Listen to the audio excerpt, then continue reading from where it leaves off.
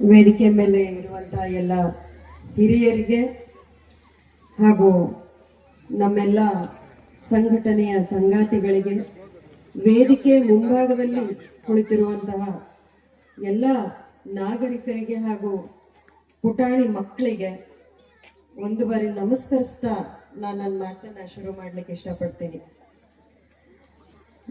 ನಿನ್ನೆ ಇವತ್ತು 2 ದಿವಸ ನಡೆದಿರಂತಹ ಕ್ರೀಡೋತ್ಸವ ಜೊತೆಗೆ ಇವತ್ತು ನಡೆದಿರುವಂತಹ ಸಾಂಸ್ಕೃತಿಕ ಚಟುವಟಿಕೆ ಎಲ್ಲದನ್ನು ನೋಡಿದ್ರೆ ನನಗೆ ಬಹಳ ಖುಷಿ ಆಯ್ತು. ಯಾಕಂದ್ರೆ ಒಂದು ಸಂಘಟನೆ ಭಾಗವಾಗಿ ವರ್ಷಕ್ಕೊಂದು ಸಲ ವಾರ್ಷಿಕೋತ್ಸವ ಅಂತ ಮಾಡೋದಲ್ಲ, ಇದು ಬೇರೆ ಯಾವ ಸಂಘಟನೆಯಲ್ಲೂ ನಡೆಯಲ್ಲ ಅಂತ ಅನ್ಕೋತೀನಿ ನಾನು. ಯಾಕಂದ್ರೆ ಸಂಘಟನೆಗಳು ಅಂತ ಬಂದಾಗ ಅನೇಕರು ಯಾವುದೋ ಒಂದು ಕಾರ್ಯಕ್ರಮ ಭಾಷಣ ಅಂತ ಅಷ್ಟೇ ಮಾಡಿಬಿಡ್ತಾರ, ಇಲ್ಲಾಂದ್ರೆ ಯಾವುದೋ ಒಂದು ಹೋರಾಟ ಇನ್ನೇನೋ ಶಾಲಾ ಕಾಲೇಜುಗಳಲ್ಲಿ ಕಾರ್ಯಕ್ರಮ ಅಂತ ಮಾತ್ರ ಇರುತ್ತೆ. ಆದ್ರೆ ಸಂಘಟನೆ ಅಡಿಯೊಳಗ ಕಳೆದ 30 ವರ್ಷದಿಂದ ಪ್ರತಿ ವರ್ಷ ಈ ವಾರ್ಷಿಕೋತ್ಸವ ನಡೆಯೋದಲ್ಲ, ಇದೇ ನಮಗೊಂದು ದೊಡ್ಡ ಬೆನ್ನೆಲುಬು ಸಂಘಟನೆಗೆ. ಯಾಕಂದ್ರ ನಾವು ಸಂಘಟನೆ ಒಳಗೆ ಯಾಕೆ ಇರಬೇಕು ಅನ್ನೋದನ್ನ ಕಲೀಲಿಕ್ಕೆ ಇದೊಂದು ವೇದಿಕೆ ನಮಗ. ಈಗ ಹೇಳಿದ್ರು ಯಾವ್ಯಾವೆಲ್ಲ ಕಾರ್ಯಕ್ರಮಗಳನ್ನ ನಾವು ಮಾಡಿದೀವಿ ಇಲ್ಲಿ ಊರಲ್ಲಿ. ಮಕ್ಕಳಲ್ಲಿ ವೈಜ್ಞಾನಿಕ ಮನೋಭಾವ ಹಾಕೋದ್ರಿಂದ ಹಿಡಿದು ನಮ್ಮೂರಿಗೆ KSRTC ಬಸ್ ಬರೋದುವರೆಗೂ ಮಾಡಿರಂತ ಸಂಘರ್ಷದ ಭಾಗವಾಗಿನೇ ನಮಗೆ KSRTC ಬಸ್ ಬಂದಿರೋದು. ಯಾವುದೇ ಒಂದು ನಮ್ಮ ಹಕ್ಕುಗಳನ್ನ ನಮಗೆ ಸಿಗಬೇಕಾದದ್ದನ್ನ ನಾವು ಪಡ್ಕೋಬೇಕು ಅಂತಂದ್ರ ಅದು ತಾನಾಗೆ ನಮ್ಮ ಮನೆ ಬಾಗ್ಲಿಗೆ ಬರಲ್ಲ. ಅದು ಯಾವುದೇ ಇರ್ಬೋದು. ಒಂದು ಹುಟ್ಟಿದ ಮಗು ಹೊಟ್ಟೆ ತುಂಬಬೇಕಂದ್ರೂ ಸಹ ಅದು ಅತ್ತಾಗ ಅದ್ರ ಹೊಟ್ಟೆ ತುಂಬುತ್ತದ. ಇಲ್ಲಿ ನಾವು ಅನೇಕ ಜನ ಕೆಲ್ಸಕ್ಕೆ ಹೋಗೋರಿದೀವಿ. ನಮ್ಮ ಭಾಗದಾಗೆಲ್ಲ ನಿಮ್ ಕಡೆ ಗದ್ದೆ ಅಂತೀರಿ, ನಾವೆಲ್ಲ ಹೊಲ ಅಂತೀವಿ. ಹೊಲಕ್ಕೆ ಯಾರಾದ್ರೂ ನಮ್ಮ ತಾಯಂದ್ರು ದುಡಿಲಿಕ್ಕೆ ಹೋಗ್ತಾರ, ಕೆಲಸ ಮಾಡ್ಲಿಕ್ಕೆ ಹೋಗ್ತಾರ ಅಂದ್ರ ಒಂದು ಗಿಡದ ಕೆಳಗ್ ಜೋಳಿಗೆ ಕಟ್ಟಿ ಹೋಗ್ಬಿಡ್ತಾರ ಕೆಲಸ ಮಾಡ್ಲಿಕ್ಕೆ. ಮಲಗದ ಮೇಲೆ ಕೆಲಸ ಶುರು ಆಯ್ತು ಅಂದ್ರ ಮಗು ಎದ್ದು ಅಳುವಾಗ ವಾಪಸ್ ಬಂದು ತಾಯಿ ಹಾಲು ಕುಡಿಸಿ ಮತ್ತೆ ಮಲಗಿಸ್ತಾವ. ಇದು ನಮ್ಮ ಭಾಗದ ಸ್ಥಿತಿ. ಯಾವಾಗ ಮಗು ಹೊಟ್ಟೆ ತುಂಬಬೇಕು ಅನ್ನೋದನ್ನ ಅರ್ಥ ಹೇಳ್ತದಲ್ಲ, ಹಂಗ ನಾವು ನಮಗೆ ಸಿಗಬೇಕಾದಂತ ಹಕ್ಕುಗಳನ್ನ ಪಡ್ಕೋಬೇಕು ಅಂದ್ರ ನಾವು ಅಷ್ಟೇ ಜೋರಾಗಿ ನಮಗೆ ಬೇಕಾಗಿರುವ ಹಕ್ಕುಗಳ ಬಗ್ಗೆ ನಾವು ಮಾತಾಡ್ಬೇಕಾಗತ್ತ. ನಮ್ಮೂರಿಗೆ KSRTC ಬಸ್ ಬೇಕು. ನಾನು ಬಂದ್ ನೋಡಿದೆ, ಇಲ್ಲಿ ನಮಗೆ ನಿಸರ್ಗ ಪ್ರೇಮ ಎಷ್ಟಿದೆಯೋ, ಬಟ್ ಇಲ್ಲಿ ಬರುವಾಗ ಹೈವೇಯಿಂದ ಒಳಗೂರಿಗೆ ಬರುವಾಗ ಬ್ರಿಡ್ಜ್ ಏನೋ ಆಗಿದೆ. ಕಳೆದ 7-8 ವರ್ಷದ ಹಿಂದೆ ಬ್ರಿಡ್ಜ್ ಆಗಿದೆ ಅಂತ ಗೊತ್ತಾಯ್ತು. ಆದ್ರೆ ಆ ಬ್ರಿಡ್ಜ್ ಇಂದ ಹೈವೇ ಮುಟ್ಲಿಕ್ಕೆ ಆ ಮಧ್ಯದ ರಸ್ತೆ ಏನದಲ್ಲ ಅದು ಇನ್ನೂ ಪೂರ್ತಿಯಾಗಿ ಆಗಿಲ್ಲ. ಒಂದು NH ಹೈವೇ ಮುಟ್ಲಿಕ್ಕೆ ಬೇಕಾದಂತ ರಸ್ತೆನೂ ನಮ್ಮ ಊರಿಗೆ ಇಲ್ಲದ ಸ್ಥಿತಿಯಲ್ಲಿ ನಾವಿದೀವಿ ಇವತ್ತು. ಉಪ್ಪಿನ ನೀರಿನ ಹೋರಾಟದ ಬಗ್ಗೆ ಹೇಳಿದ್ರಿ ಇವಾಗ. ಇದು ಒಬ್ಬರ ಮನೆ ವಿಷಯ ಅಲ್ಲ, ಇಡೀ ಊರಿಗೆ ಸಂಬಂಧಪಟ್ಟ ವಿಷಯ. ಇಡೀ ಊರಿಗೆ ಸಂಬಂಧಪಟ್ಟ ವಿಷಯ ಇರೋದ್ರಿಂದ ಇಲ್ಲಿ ಒಬ್ರು ಇಬ್ರು ಮಾತಾಡಿದ್ರಾಗಲ್ಲ. ಇಲ್ಲಿ ಒಂದು ಗುಂಪಾಗಿ ಒಂದು ಸಂಘಟನೆಯ ಬಲವಾಗಿ ನಾವು ಇವತ್ತು ಮಾತಾಡ್ಬೇಕಾಗತ್ತ. ನಾವು ಎಲ್ಲೋ ನಿಂತು ನಾವು ಒಬ್ಬರೇ ಮಾತಾಡಿ ನಮ್ಮ ಇರುವ ಕಷ್ಟಗಳನ್ನ ಬಗೆಹರಿಸ್ಕೊತೀವಿ ಅಂದ್ರೆ ಅದು ಸಾಧ್ಯ ಇಲ್ಲ. ನಾವು ಒಂದು ಸಂಘಟನೆಯ ಮೂಲಕ ನಮ್ಮ ಹಕ್ಕುಗಳಿಗಾಗಿ ನಾವು ಮಾತಾಡ್ಬೇಕಾಗತ್ತ. ಮಕ್ಕಳಲ್ಲಿ, ಇವತ್ತಿನ ಯುವ ಜನರಲ್ಲಿ ಯಾವೆಲ್ಲ ತಲ್ಲಣಗಳು ಮೂಡ್ತಾ ಇವೆ ಅನ್ನೋದ್ರ ಬಗ್ಗೆನೂ ನಾವು ಇವತ್ತು ಮಾತಾಡ್ಬೇಕಾಗತ್ತೆ. ಯಾಕಂದ್ರೆ ಇದೇ 20 ವರ್ಷದ ಹಿಂದೆ ಟೆಕ್ನಾಲಜಿ ಏನಿತ್ತು, ಇವತ್ತು ಆ ಟೆಕ್ನಾಲಜಿಯ ಸ್ಥಿತಿ ಬದಲಾವಣೆ ಆಗತ್ತೆ. ಇವತ್ತು ನಮ್ಮ ಯುವ ಜನರು, ನಮ್ಮ ಮಕ್ಕಳು, ಇಲ್ಲಿ ಕೂತಿರುವಂತ ಅನೇಕ ನಾವು ಯಾರು ನಮ್ಮ ಸ್ಕೂಲ್ ಟೈಮಲ್ಲಿ ಫೋನ್ಗಳನ್ನು ನೋಡಿದವರಲ್ಲ. ನಮ್ಮ ಯಾರ ಕೈಯಲ್ಲೂ ಮೊಬೈಲ್ ಫೋನ್ಗಳು ಇರ್ಲಿಲ್ಲ. ಆದ್ರೆ ಇವತ್ತು 2 ವರ್ಷ 3 ವರ್ಷದ ಮಕ್ಕಳ ಕೈ ಒಳಗೂ ಮೊಬೈಲ್ ಅದ. ಊಟ ಮಾಡುವಾಗ್ಲೂ ಇರ್ಬೋದು, ಇನ್ಯಾವುದೋ ಕಿರಿಕಿರಿ ಮಾಡ್ತಾರಂತನೂ ಇರ್ಬೋದು, ಅವ್ರ ಕೈಗೆ ಮೊಬೈಲ್ ಒಂದು ಯೂಟ್ಯೂಬ್ ವಿಡಿಯೋನೋ ಅಥವಾ ಮಕ್ಕಳಿಗೆ ಸಂಬಂಧಪಟ್ಟದ ಯಾವ್ದೋ ಒಂದು ಆ್ಯಪ್ ಓಪನ್ ಮಾಡಿ ಕೊಟ್ಬಿಡ್ತೀವಿ ಇವತ್ತಿನ ಮಕ್ಕಳಿಗೆ. ಆದ್ರೆ ಅದ್ರ ಮಧ್ಯ ಮಕ್ಕಳು ಯಾವ್ಯಾವ ರೀತಿ ವಿಡಿಯೋ ನೋಡ್ತಿದ್ದಾರೆ ಅದ್ರ ಬಗ್ಗೆ ನಾವು ಗಮನ ಹರಿಸಿದೀವ? ಅದು ಯಾವ ರೀತಿ ಮಕ್ಕಳ ಮೇಲೆ ಪ್ರಭಾವ ಬೀರ್ತಾ ಇದೆ ಅದ್ರ ಬಗ್ಗೆ ನಾವು ಗಮನ ಹರಿಸಿದೀವ? ಇದು ನಮ್ಮ ಎದುರಿರಂತ ಪ್ರಶ್ನೆ.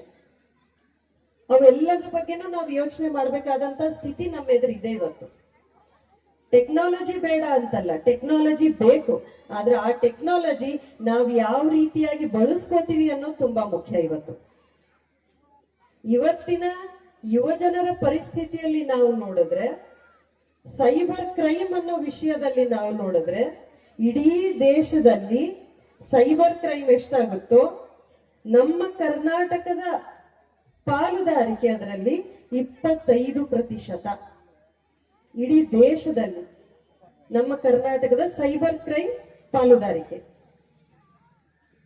ಇವತ್ತು ನಾವು ಯಾವ ಫೋಟೋ ನಮ್ಮ ಮೊಬೈಲ್ ಒಳಗ ಸೆಲ್ಫಿ ತಗೋತೀವೋ, ಇನ್ಯಾರ್ದೋ ಫೋಟೋ ತೆಗಿತೀವೋ, ಯಾವ ರೀತಿ ವಿಡಿಯೋ ನೋಡ್ತೀವಿ, ಅದರದೆಲ್ಲ ಡಾಟಾ ಕಲೆಕ್ಟ್ ಆಗೋ ಸೆಕ್ಷನ್ ಬೇರೆನೆ ಇರುತ್ತೆ.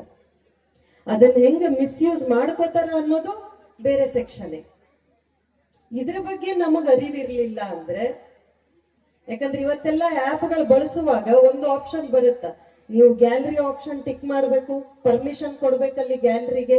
ನೀವು ವಾಟ್ಸ್ಆಪ್ ಯೂಸ್ ಮಾಡ್ತೀರಿ ಅಂದ್ರೆ ಒಬ್ಬರಿಂದ ಇನ್ನೊಬ್ರಿಗೆ ಫೋಟೋ ಕಳಿಸ್ಬೇಕು ಅಂದ್ರೆ ನೀವು ಪರ್ಮಿಷನ್ ಕೊಡಬೇಕಾಗತ್ತೆ, ಅಲ್ಲಿ ಗ್ಯಾಲರಿ ಪರ್ಮಿಷನ್, ಕ್ಯಾಮ್ರಾ ಪರ್ಮಿಷನ್ ಕೊಡಬೇಕು. ಇದರಂತೆ ಅನೇಕ ಬೇರೆ ಬೇರೆ ಆ್ಯಪ್ಗಳು ಇದಾವ. ಆದ್ರ ಆ ಫೋಟೋಗಳನ್ನ ಯಾವ ರೀತಿ ಬೇರೆ ಬೇರೆ ಸೈಬರ್ ಕ್ರೈಮ್ಗಳಲ್ಲಿ ಬಳಸ್ಕೋತಾರೆ ಅನ್ನೋದು ನಮಗೆ ಯಾರಿಗೂ ಗೊತ್ತಾಗ್ತಿಲ್ಲ ಇವತ್ತು. ಕಳೆದ 6 ತಿಂಗಳಿಂದ ನನಗೆ ಒಂದ್ಸಲ ಒಂದು ಫೋನ್ ಬಂದಿತ್ತು, ಸೈಬರ್ ಕ್ರೈಮ್ ಡಿಪಾರ್ಟ್ಮೆಂಟ್ ದಿಂದ ನಾವು ಫೋನ್ ಮಾಡ್ತಾ ಇದ್ದೀವಿ, ನಿಮ್ಮ ಹೆಸರ ಮೇಲೆ ಒಂದು ಬೇರೆ ದೇಶದಿಂದ ಒಂದು ಪಾರ್ಸಲ್ ಬಂದಿದೆ, ಅದ್ರಲ್ಲಿ ಡ್ರಗ್ಸ್ ಇದೆ, ಹಾಗಾಗಿ ನಿಮ್ಮ ಮೇಲೆ ಒಂದು ಕೇಸ್ ಆಗುತ್ತೆ, ಅದಾಗಬಾರ್ದು ಅಂದ್ರೆ ನೀವು ನಿಮ್ಮ ಡೀಟೇಲ್ ಅನ್ನ ನಮಗೆ ಕನ್ಫರ್ಮೇಶನ್ ಕೊಡ್ಬೇಕು, ನೀವು ಎಲ್ಲಿದ್ದೀರಿ ಏನಿಲ್ಲ. ಅದನ್ನ ನಾವೇನಾದ್ರೂ ನಂಬ್ಕೊಂಡು ನಮ್ ಡೀಟೇಲ್ ಅವ್ರ ಕೈ ಕೊಟ್ರೆ ಸ್ಥಿತಿ ಬೇರೆ. ಇದು ಒಬ್ಬರದಲ್ಲ, ಇಂತ ಅನೇಕ ಕೇಸ್ಗಳನ್ನ ನೋಡ್ತಿದೀವಿ ಇವತ್ತು. ಇವುದ್ರಿಂದ ನಾವು ಹೊರಗೆ ಬರಬೇಕು ಅಂದ್ರೆ ನಮಗ್ ಸಂಘಟನೆ ಬೇಕು. ಡ್ರಗ್ಸ್ ಅನ್ನೋ ಒಂದು ವಿಷಯ ಏನಿವತ್ತು ಇಡೀ ದೇಶದಲ್ಲೆಲ್ಲ ಡ್ರಗ್ಸ್ ಓಡಾಡ್ತಿದೆನೋ, 272 ಮುಖ್ಯ ಜಿಲ್ಲೆಗಳಲ್ಲಿ ನಾವಿವತ್ತು ಯಾವ ಊರಲ್ಲಿ ಕೂತಿದ್ದೇವೋ ಆ ಜಿಲ್ಲೆಯ ಹೆಸರು ಇದೆ. ಕರ್ನಾಟಕದಿಂದ 6 ಜಿಲ್ಲೆಗಳ ಹೆಸರು ಮಾತ್ರ ಇರೋದು. ಆ 6 ಜಿಲ್ಲೆಗಳಲ್ಲಿ ನಮ್ಮ ಜಿಲ್ಲೆನೂ ಒಂದು. ನಾವಿವತ್ತು ಯಾವ ಜಿಲ್ಲೆಯಲ್ಲಿ ಕೂತಿದ್ದೀವಿ ಅಂದ್ರೆ ಡ್ರಗ್ಸ್ ಅನ್ನೋ ಒಂದು ವಿಷ ಇವತ್ತು ನಮ್ಮ ಮನೆ ಮಕ್ಕಳಿಗೂ ತಟ್ತಾ ಇದೆ, ಬಂದು ಮುಟ್ಟತಾ ಇದೆ. ಇದರಿಂದ ನಾವು ಮಕ್ಕಳನ್ನ ಹೊರಗೆ ಹೆಂಗ್ ತರಬೇಕು, ನಮ್ಮ ಸೈಬರ್ ಕ್ರೈಮ್ ಇಂದ ಮಕ್ಕಳನ್ನ ಹೆಂಗ್ ಬಚಾವ್ ಮಾಡ್ಕೋಬೇಕು, ಓದಿ ಬರುದು ಕಲ್ತು ತಮ್ಮ ಕಾಲ ಮೇಲೆ ತಾವು ನಿಂತು ಮನೆಯನ್ನ ನಿಭಾಯಿಸುವಂತ ಶಕ್ತಿ ನಮ್ಮ ಯುವ ಜನರಿಗೆ ಬೇಕು ಅಂದ್ರೆ ಇವುಗಳಿಂದ ಸ್ವಲ್ಪ ನಾವು ಮುನ್ನೆಚ್ಚರಿಕೆ ವಹಿಸ್ಬೇಕಾಗತ್ತೆ. ಈ ಮುನ್ನೆಚ್ಚರಿಕೆಯನ್ನ ವಹಿಸ್ಕೊಳ್ಳಿಕ್ಕೆ ನಮ್ಮ ಸಂಘಟನೆಗಳು ಸದಾ ಕೆಲಸ ಮಾಡ್ತಾನೆ ಬಂದಿವೆ ಇಲ್ಲಿವರೆಗೂ. ಈಗ ಕೇಳ್ತಿರ್ತಾರೆ ಯಾಕೆ ಸಂಘಟನೆ ಬೇಕು. ನನ್ ಖುಷಿ ಆಯ್ತು, ಕಳೆದ 30 ವರ್ಷದಿಂದ ಇಲ್ಲಿ 36 ವರ್ಷದಿಂದ ಅಲ್ಲ ಗೌರಿ, ಕಳೆದ 36 ವರ್ಷದಿಂದ ಡಿವೈಎಫ್ಐ ಇಲ್ಲಿ ಕೆಲಸ ಮಾಡ್ತಾ ಇದೆ. 30 ವರ್ಷದಿಂದ ಈ ವಾರ್ಷಿಕೋತ್ಸವ ನಡೆಸ್ತಾ ಬಂದಿದೆ. ಅಂದ್ರೆ ಇಷ್ಟು ದೀರ್ಘವಾದ ಕಾಲ ಒಂದು ಸಂಘಟನೆ ಗಟ್ಟಿಯಾಗಿ ನಿಲ್ತದಂದ್ರೆ ಯಾವುದೇ ಅದಕ್ಕೆ ಸೈದ್ಧಾಂತಿಕ ಬದ್ಧತೆ ಇರ್ಲಾರ್ದೆ ಇದ್ರೆ ಇಷ್ಟು ಗಟ್ಟಿಯಾಗಿ ಯಾವುದೇ ಸಂಘಟನೆ ನಿಲ್ಲಲ್ಲ. ಒಂದು ಸೈದ್ಧಾಂತಿಕ ಬದ್ಧತೆ, ನಾವು ಸದಾ ನಮ್ಮ ಜನರೊಂದಿಗೆ ನಾವು ಇರ್ತೀವಿ, ನಾವು ಕೆಲಸ ಮಾಡ್ತೀವಿ ಅವ್ರ ಸಲುವಾಗಿ ಅಂತ ಅನ್ಕೊಂಡು ಕೆಲಸ ಮಾಡ್ತಿರೋದಕ್ಕೆ ಕಳೆದ 36 ವರ್ಷದಿಂದ ಇಲ್ಲಿ ಡಿವೈಎಫ್ಐ ಸಂಘಟನೆ ಗಟ್ಟಿಯಾಗಿ ನಿಂತಿದೆ. ಇದು ನಮಗೆಲ್ಲರಿಗೂ ಹೆಮ್ಮೆಯ ವಿಷಯ. ಇಡೀ ಡಿವೈಎಫ್ಐ ಸಂಘಟನೆಗೆ, ಕರ್ನಾಟಕದಲ್ಲ ಇಡೀ ದೇಶದ ಡಿವೈಎಫ್ಐ ಸಂಘಟನೆಗೆ ಇದು ತುಂಬಾ ಹೆಮ್ಮೆಯ ವಿಷಯ. ನಮಗೆ ಇಷ್ಟು ವರ್ಷದಿಂದ ಬಂದು ಬೆಳೆದಂತಹ ನಿಮ್ಮೆಲ್ಲರ ಮಧ್ಯೆ ಇರುವಂತಹ ಡಿವೈಎಫ್ಐ ಸಂಘಟನೆಯನ್ನ ಇನ್ನಷ್ಟು ಗಟ್ಟಿಗೊಳಿಸ್ಲಿಕ್ಕೆ, ಇನ್ನಷ್ಟು ಹೆಚ್ಚೆಚ್ಚು ಯುವ ಜನರನ್ನ ನಮ್ಮೊಂದಿಗೆ ಕೈ ಜೋಡಿಸುವಲ್ಲಿ ನೀವೆಲ್ಲರೂ ನಮ್ಮ ಜೊತೆ ನಿಲ್ತೀರಿ, ಸಂಘಟನೆಯನ್ನು ಇನ್ನಷ್ಟು ಗಟ್ಟಿಗೊಳಿಸ್ತೀರಿ ಅಂತ ಆಶಿಸ್ತಾ ನಾನು ಒಂದೆರಡು ಮಾತುಗಳನ್ನ ಮುಗಿಸ್ತೀನಿ. ಇನ್ಕ್ಲಾಬ್ ಜಿಂದಾಬಾದ್.